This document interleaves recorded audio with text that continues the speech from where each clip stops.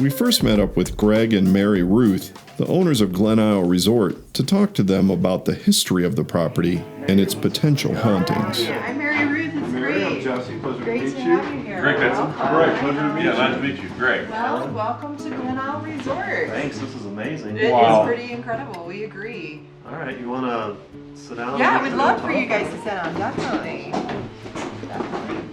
Yeah. So the lodge itself was built in 1899. The train used to ride right outside of it, and it was a very luxurious resort when it first opened, and catered to the very wealthy of They Denver. refer to it as rustic elegance, get away from the crazy life of Denver, and we just find that very humorous. So I noticed there's a lot of, I guess, antiques and artifacts and all kinds of stuff. Absolutely. So in the 1920s, when the property sold from the original investors, it sold to a family, and it was an older couple. They had a granddaughter that would come up here and help them run the property all, summer long. The grandparents gifted the property to that granddaughter, and so she is responsible for all these collections. So Oh, she wow. started going to Arizona and Utah and New Mexico and doing trades. She with bartered them. with traveling Indian tribes that came She through did. here, and So all of this was here when you bought It was. The kids Wow. decided that it would be more appealing to a buyer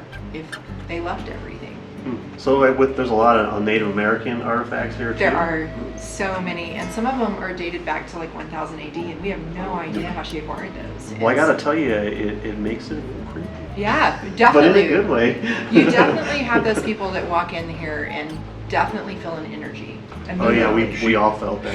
she had a sense of humor, and she used to have mannequins. She did. And Oh, she would that's- dress them up, and she would also buy the Halloween things that, looked at you when you walked by. Yeah. So do It's people overwhelming. have kind of experiences that paranormal, or do they get There creeped out in is here? definitely people that have come in and have shared messages that have Oh, said wow. the spirits have spoke to them and they wanted me to know some things. Yeah. But we've had a construction worker that was here last summer that was convinced that that there were spirits in here, and he was taking pictures, and he had shared them with us. And Oh, so boy. for sure. And there is a cabin on the property that, before we bought it, just drove the realtor nuts, because she'd get a call around 10 or 11 o'clock at night from the gentleman who lives across the highway, whose grandmother is one that owned this, and say, hey, the light on so-and-so is on, and she intentionally turned it off because she didn't want to come up here at 10 o'clock at night. Oh.